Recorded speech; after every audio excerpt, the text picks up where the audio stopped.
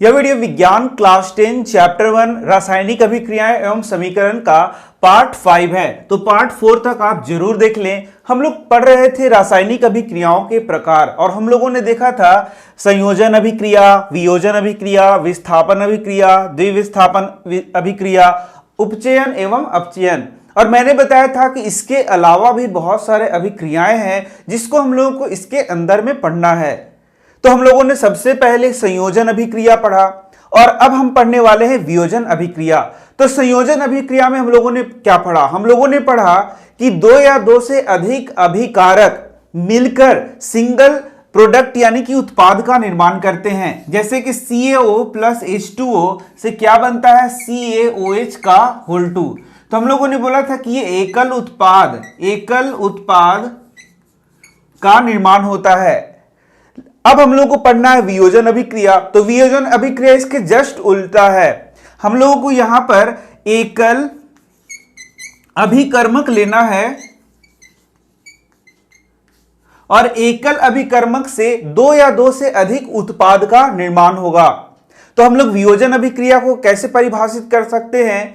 जब एकल अभिकर्मक से दो या दो से अधिक उत्पाद का निर्माण होता है तो उसे हम लोग क्या बोलते हैं? वियोजन अभिक्रिया। जैसे कि एक उदाहरण मैंने आपको पहले ही बताया था, CaCO3 यदि हीट करने पर टूटता है, उष्मा देने पर टूटता है तो कैल्शियम ऑक्साइड और CO2 में यह परिवर्तित होता है।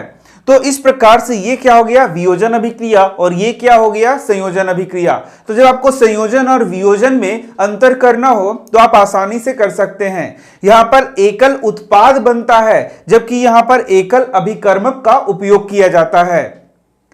अब हम लोग को बहुत ध्यान से पढ़ना होगा क्योंकि इसके बाद बहुत सारे रिएक्शन आपको वियोजन अभिक्रिया में पढ़ने हैं जो कि NCERT में दिए हैं और प्रत्येक को आपको याद करना पड़ेगा। बहुत लंबे लंबे प्रश्न यहां पर आते हैं। तो यहां पर सबसे पहले हम लोग देखें कि वियोजन अभिक्रिया के लिए कुछ ऊर्जा की आवश्यकता होगी और यह जो ऊर्जा आवश्यक होगा वह उष्मा के रूप में हो सकता है, मतलब हीट करके। दूसरा प्रकाश के रूप में जैसे कि लाइट का उपयोग करके। और तीसरा होता है विद्युत का उपयोग करके, मतलब इलेक्ट्रिसिटी का उपयोग करके। और इस प्रकार से यहां पर हम लोग को वियोजन करना है, तोड़ना है, इसके लिए कुछ ऊर्जा की आवश्यकता पड़ेगी। तो अलग अलग रूपों में हम लोग उसको ऊर्जा दे सकते हैं। तो यहां पर हम लोग उष्मा के द्वारा जो वियोजन होगा उसको पढ़ेंगे, प्रकाश के द्वारा जो वियोजन होगा उसको पढ़ेंगे और विद्युत के द्वारा जो वियोजन होगा उसको भी पढ़ेंगे। और यहां पर आपको एक चीज और ध्यान देना है कि जो वियोजन अभिक्रिया है उसी को हम लोग विघटन अभिक्रिया भी कहते हैं, डिकम्पोजिशन रिएक्शन भी कहते हैं। तो चलिए हम लोग देख लेते हैं सबसे पहले हीट वाला उदाहरण कि उष्मा के द्वारा कैसे वियोजन अभिक्रिया होता है। और उष्मा के द्वारा जो वियोजन अभिक्रिया होता है उसे हम लोग क्या बोलते हैं? उष्मीय वियोजन अभिक्रिया। तो ये जो उष्मीय वियोजन अभिक्रिया है इसमें बहुत सारे प्रश्न आपको आएंगे। तो चलिए एक एक करके हम लोग देखते हैं। तो उष्मीय वियोजन अभिक्रिया में सबसे पहला जो प्रश्न आएगा वह होगा कि फेरस सल्फेट क्रिस्टल किसे कहते हैं? तो इसको आपको उत्तर में लिखना होगा FeSO4 7H2O को हम लोग क्या बोलते हैं? Ferrous sulphate crystal.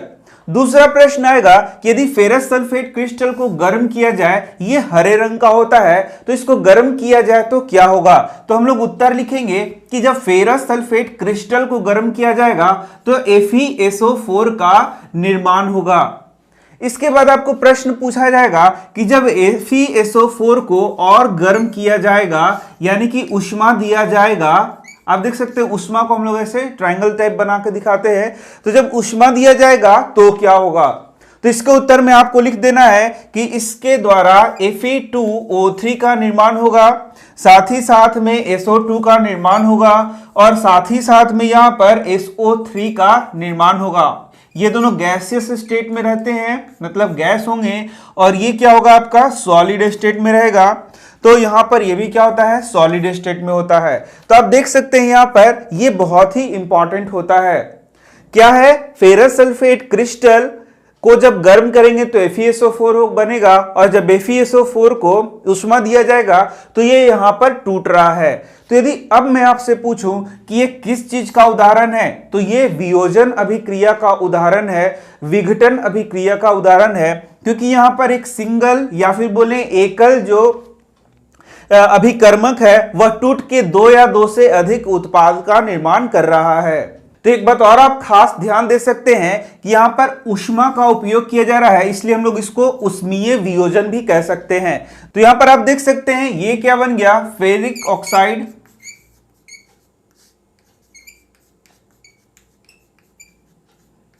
Sulphur dioxide और सल्फर ट्राइऑक्साइड। तो इसको आप यहां पर लिख सकते हैं। तो अब हम लोग एक और उदाहरण को देखते हैं। तो ऊष्मीय वियोजन का एक और उदाहरण आप देख सकते हैं, CaCO3 का वियोजन।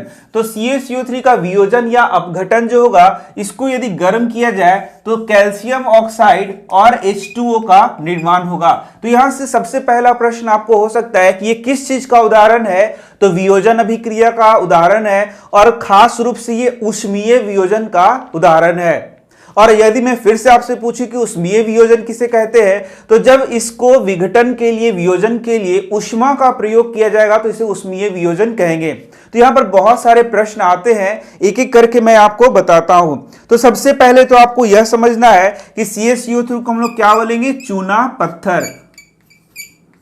आपको याद होगा CaCO3 को हम लोग क्या बोलते हैं, चूना पत्थर। कैल्शियम ऑक्साइड को बोलेंगे बिना बुझा हुआ चूना। तो क्या आप बता सकते हैं कि CaOH का होल 2 इसको क्या बोलते हैं, तो इसे बोलते हैं बुझा हुआ चूना, कैल्शियम हाइड्रोक्साइड।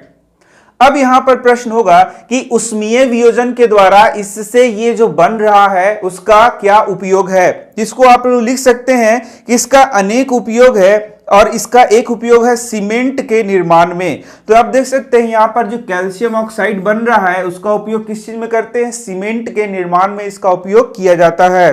तो ऊष्मीय वियोजन का एक और हम लोग उदाहरण देख लेते हैं। आप देख सकते हैं जब लेड नाइट्रेट को हीट दिया जाएगा, ऊष्मा दिया जाएगा, तो वह लेड ऑक्साइड में परिवर्तित होगा और यहां पर एक भूरे रंग का धुआं निकलेगा जिसे हम लोग क्या बोलते हैं, नाइट्रोजन ऑक्साइड। तो यही आपसे प्रश्न पूछा जाएगा कि क्या होता है जब लेड नाइट्रेट को गर्म किया जाता है। तो आपको उत्तर में लिखना होगा कि जब लेड नाइट्रेट को गर्म किया जाता है तो लेड ऑक्साइड का निर्माण होता है, नाइट्रोजन डाइऑक्साइड का निर्माण होता है और ऑक्सीजन का निर्माण होता है। और यहां पर एक भूरे रंग का धुआं निकलता है जो कि किसका होता है, नाइट्रोजन ऑक्साइड का होता है।